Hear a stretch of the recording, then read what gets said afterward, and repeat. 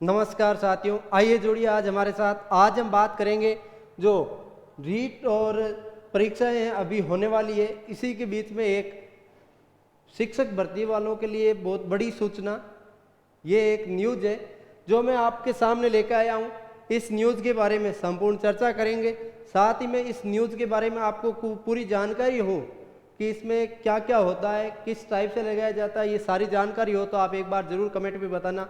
जो मेरे पास अनुभव है, मैंने शिक्षकों से पूछा है इन न्यूज़ के बारे में, जो भी है अनुभव मैं आपको साझा करता हूँ इनके लिए।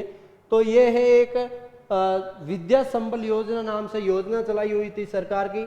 इसके अनुसार माध्यमिक शिक्षा निदेशालय ने ये जारी किए थे निर्देश, जिसमें सरकारी स्कूलों में गेस्ट फैकल्टी पर लगेंगे बीएसटीसी व बीएसटीसी के उत्तीर्ण विद्यार्थी।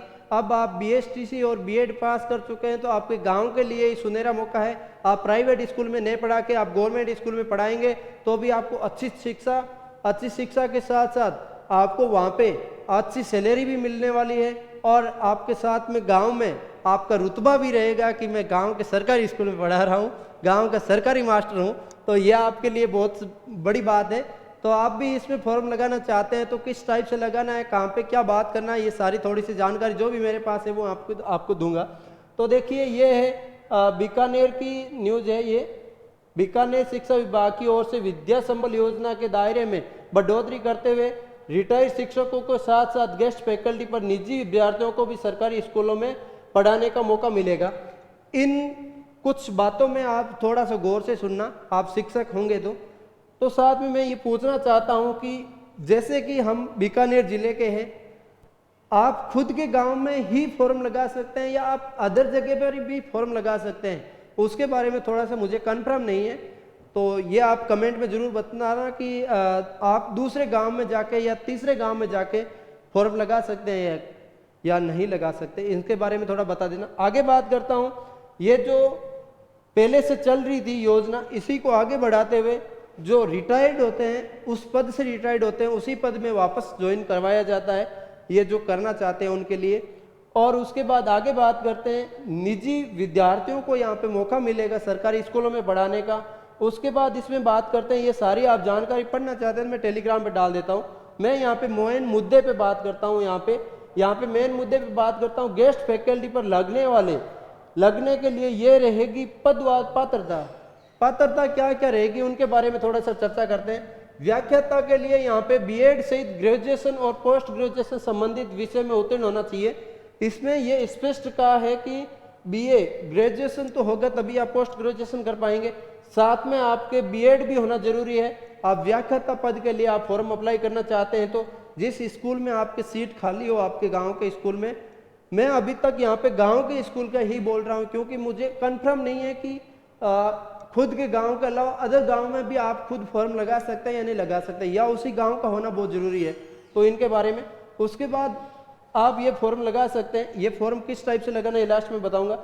उसके बाद सेकंड ग्रेड टीचर के लिए इसमें संबंधित विषय में स्नातक बीएड और सेकंड परीक्षा, हाँ, ये सेकंड ग्रेड टीचर के लिए संबंधित विषय में स्नातक और बीएड होना जरूरी है।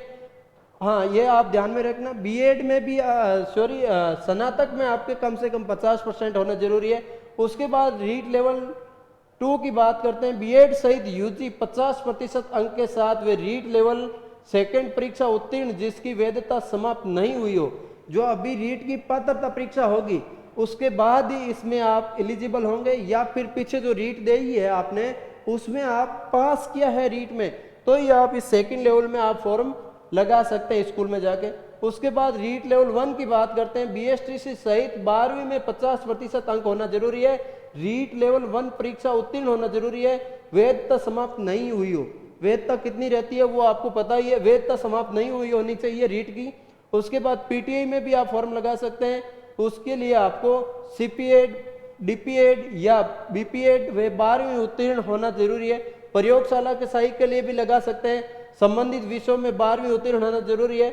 उसके बाद गेस्ट फैकल्टी के लिए मानदेय स्लैब क्या है, सैलरी क्या मिलेगी, पद क्या रहेगा, ये सारी जानकारी बात करते हैं। इसमें लेवल 1 व सेकंड के लिए 1 से 8 तक पढ़ाने के लिए प्रति घंटा 300 रुपये दिया जाएगा।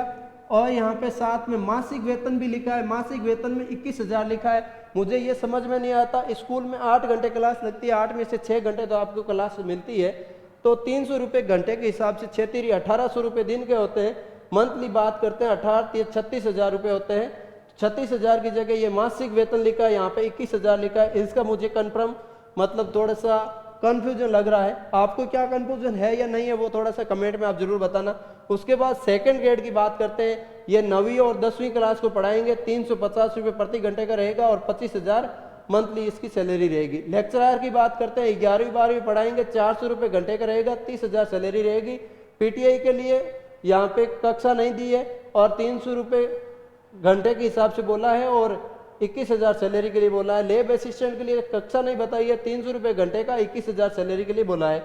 उसके बाद ये भी कुछ लिखा हुआ है, विद्या संबल योजना में राजकीय उच्च माध्यमिक विद्यालयों में निर्धारित योग्यता रखने वाले निजी अभ्यर्थियों एवं सेवानिवृत्त शिक्षकों को गेस्ट फैकल्टी पर लगाया जाएगा, जिसके लिए आवेदक प्राप्त करने की अवधि व चयन सूची जारी करने का कैलेंडर शिक्षा निदेशालय की ओर से अलग से जारी होगा।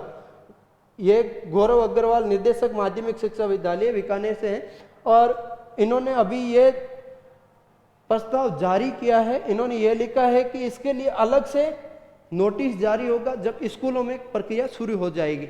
आप स्कूल वालों से कांटेक्ट कर लीजिए और उनको बता दीजिए मैं MA BEd हूँ, मेरा नाम आप नोट कर लीजिए। जब भी आपका ये फॉर्म स्टार्ट हो जाए तो मुझे सूचित कर दीजिए, मैं आपके पास डॉक्यूमेंट लेके आ जाऊँगा और आप स्कूल के अंदर जाइए। आपका जो स्कूल है गांव के अंदर 12वीं तक का स्कूल, उस स्कूल के अंदर एक प्रिंसिपल होना चाहिए, उसके बाद 2 सीनियर टीचर्स होने चाहिए। ये इस लाइनों के अंदर लिखा हुआ है। वही आपको वहाँ पे इंटरव्यू करवाएंगे। इंटरव्यू करवाने के बाद आपको सेलेक्ट करेंगे। तो ये थोड़ी सी इसकी प्रक्रिया रहेगी। ये मेरे को न्यूज़ अच्छी लगी थोड़ी सी, क्योंकि ये रीट और फर्स्ट ग्रेड सेकंड ग्रेड सभी तैयारी करने वाले साथियों के लिए, आप सभी को जो प्राइवेट स्कूल के अंदर पढ़ाते हैं 15-20 हज़ार सैलरी मिलती है। इसी के साथ साथ में आपके गांव के स्कूल में आप पढ़ा सकते हैं, आपको अच्छी खासी सैलरी मिल रही है, अच्छा काम मिल रहा है और उसके अंदर बहुत शानदार रुतबा मिल रहा है कि मैं गांव के स्कूल के अंदर गवर्नमेंट टीचर हूँ। तो आपको पता है BSTC BEd करने वाले साथी है, तो आपको तो पता ही है। वैसे ही गाँव के अंदर आप जाते हैं, वो 3 महीने की ट्रेनिंग होती है ना। मैंने BEd नहीं कर रखी है, उस कारण से मुझे नाम याद नहीं आ रहा, कोई बात नहीं।